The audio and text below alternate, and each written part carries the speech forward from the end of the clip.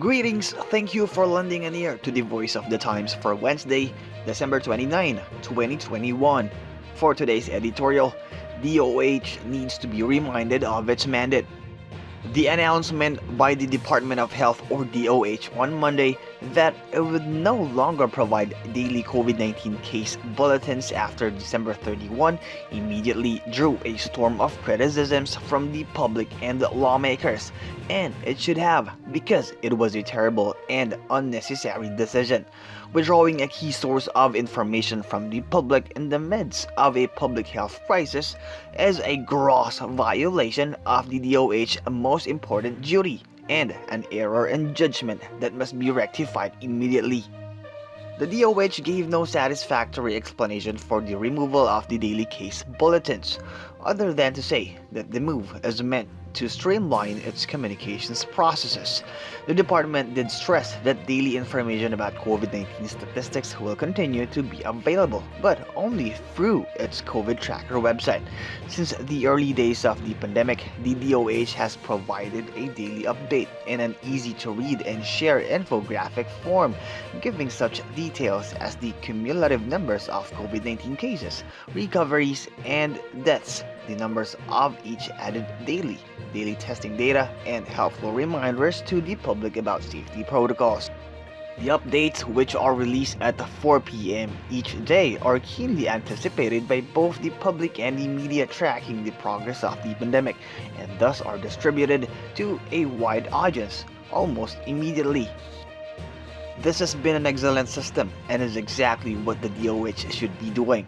The most important part of the DOH's job with respect to any public health issue is to inform the public in a manner which is easily understood. People cannot understand a public health risk and appreciate the importance of guidelines to help protect them from if they are not given that information. If all the DOH had been doing this many months was only providing the daily bulletin, it would still be meeting that responsibility to properly inform the public, which is why it is frankly astonishing that it would be arbitrarily decide to ignore its duty. Streamlining communication processes is an administrative issue that the public should not be penalized for. In fact, given the DOH's critical role, any streamlining that results in less public information, not more, is an utter failure.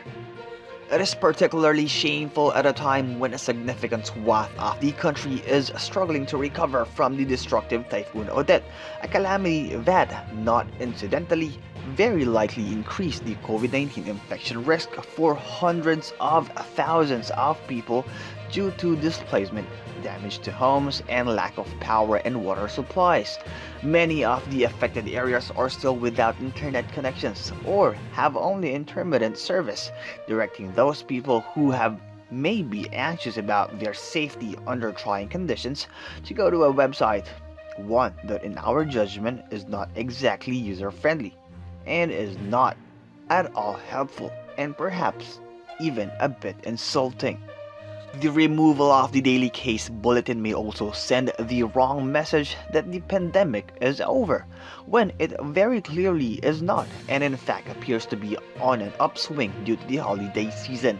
We can certainly hope that is not really the case, or that any increase in the number of infections is moderate and manageable.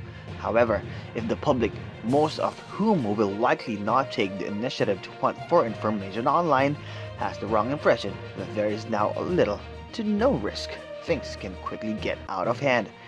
We have watched with alarms as new cases have exploded in other countries, and certainly want to avoid that experience here.